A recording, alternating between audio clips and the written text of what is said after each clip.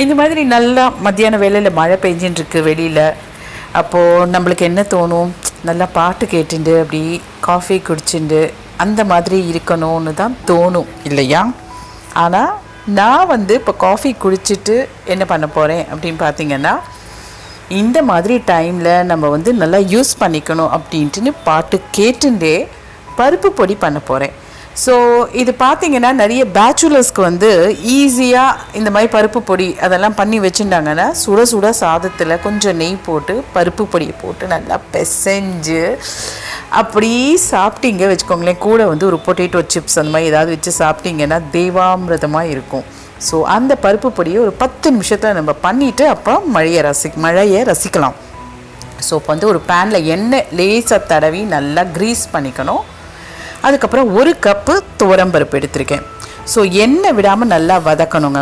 வறுக்கணும், நாட் வதக்கல், வறுக்கணும். நல்லா வறுக்கணும். அது நல்ல ஒரு வாசம் வரும். நம்ம பருப்பு பொடி பண்ணுறோங்கிறது பக்கத்து வீட்டுக்கு தெரியணும்.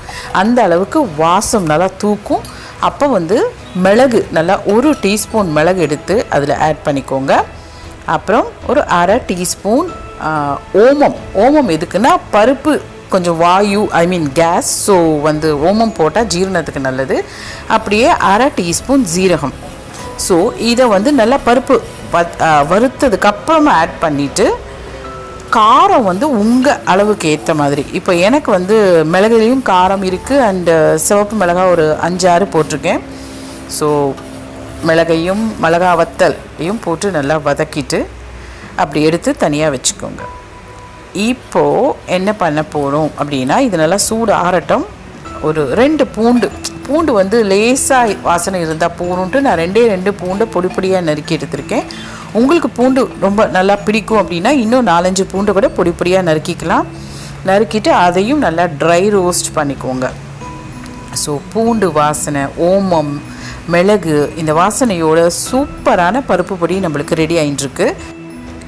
இப்போ நம்ம பண்ண வேண்டியது என்னென்னா, ஒரு மிக்ஸி ஜார் எடுத்துக்கிறோம். இந்த வறுத்து வச்சது எல்லாத்தையும் சேர்த்து நல்லா சாஃப்டாக மிக்சியில் பவுடர் பண்ணிக்கிறோம். ஸோ பாருங்கள், அப்படியே எவ்வளோ சாஃப்டாக நல்ல கலர் எல்லோயிஷ்ஷாக கலர் வந்திருக்கு பாருங்கள். ஸோ அப்படியே மணல் மாதிரி சொல்லுவாங்க பார்த்தீங்களா, ஏதோ ஒரு நெய் அட்வர்டைஸ்மெண்ட்லாம் மணல் அப்படியே உதிர்றது. ஸோ சுட சுட சாதம், அது மேலே ஒரு 2 டீஸ்பூன் நெய் விட்டுக்கோங்க. அப்புறம் பொடியை போட்டுக்கோங்க.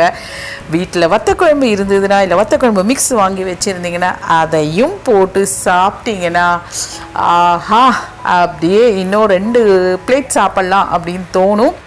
மக்களே மறக்காமல் அதில் தேவையான அளவு உப்பு போட்டுக்கோங்க. அண்ட் பெருங்காய பொடி ரொம்ப முக்கியம், அதையும் கொஞ்சம் வாசனைக்கு சேர்த்துக்கோங்க. ஸோ பேச்சுலர்ஸு இல்லை புதுசாக கல்யாணம் ஆகிட்டு சமையல் தெரியாதவங்க இல்லை நாம்ளே இந்த மாதிரி பொடியெல்லாம் ரெடிமேடாக பண்ணி வச்சோன்னா ரெடி டு மிக்ஸ் ரொம்ப ஹெல்ப்ஃபுல்லாக இருக்கும். ஸோ மத்தியான வேலையில் பாட்டு கேட்டுட்டே ஜாலியாக இப்படி பண்ணி வச்சிடலாம். ஜஸ்ட் 10 நிமிஷம் தான். வீடியோ பிடிச்சிருக்கும். கண்டிப்பாக லைக் பட்டனை ப்ரெஸ் பண்ணுங்கள். And bye bye from